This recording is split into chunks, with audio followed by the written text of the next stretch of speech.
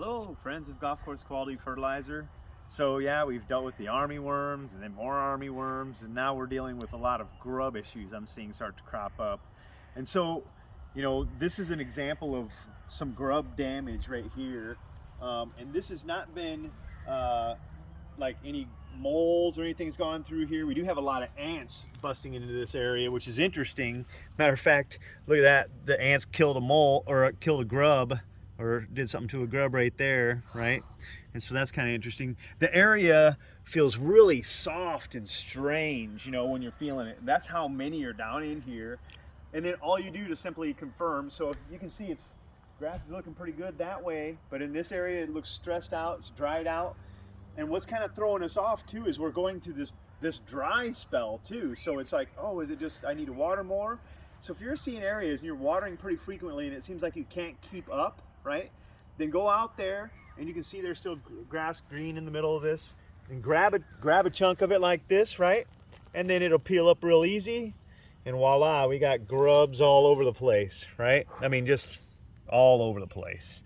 And these are so bad, there's so many of them in here, that you're gonna have to treat this for sure. So that's how you identify a grub issue. That's called primary damage of grub issues. We have grubs, well, let's not throw them back in the ground, let's throw them out in the road.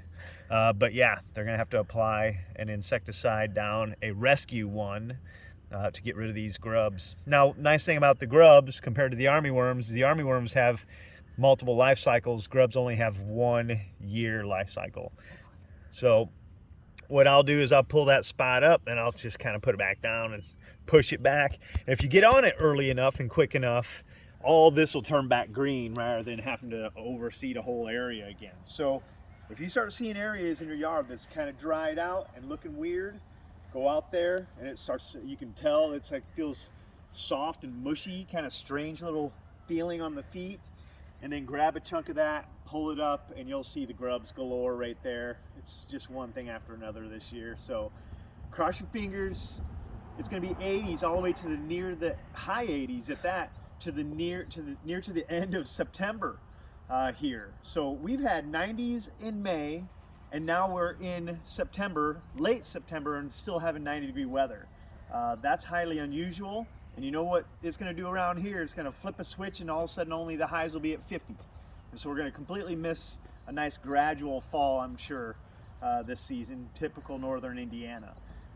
But boy, this has been a really long summertime. I mean, you might as well live in Tennessee. That's how long this summertime has been spread out. So keep it watering, keep your hopes up that we get cool weather and some rain finally, and good luck. That's how you find grubs. Thanks for listening.